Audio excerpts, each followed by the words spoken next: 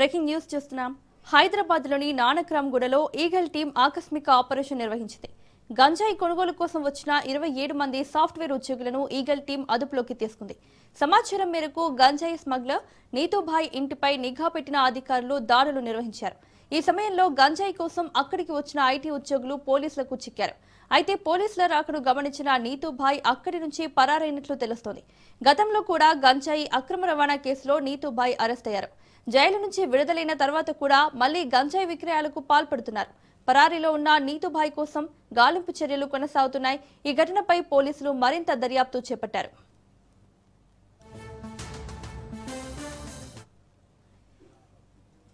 ఇదే అంశానికి సంబంధించి మరిన్ని అప్డేట్స్ మా ప్రతినిధి పవన్ అందిస్తారు. పవన్,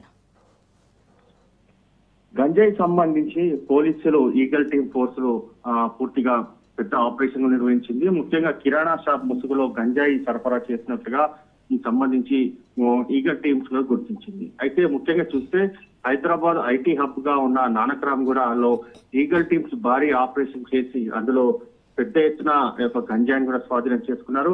దాదాపు 50 మంది ఐటీ ఉద్యోగులు, సాఫ్ట్వేర్ ఇంజనీర్లు రిటైర్ గా పట్టుకున్నారు. అయితే వీరంతా కూడా పూర్తిగా మాదాపూర్, నానక్రామ్గూడ పరిసర ప్రాంతాల్లో మల్టీనేషనల్ కంపెనీలో పనిచేస్తున్నట్లుగా దీనికి సంబంధించి ఇటు ఈగల్ టీం ఫోర్స్ కూడా గుర్తించారు. అంతేకాకుండా అరెస్ట్ చేసి పీడీ యాక్ట్ నమోదు చేస్తామని చెప్పి ఇప్పటికే దీనికి సంబంధించి కూడా చెప్తున్న పరిస్థితి కనిపిస్తుంది.